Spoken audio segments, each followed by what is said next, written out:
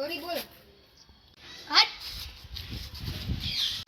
હું છે પણ તમે મારો ભાગ પાડી દીધો. હવે બોલતો નહીં બાકી ખાય.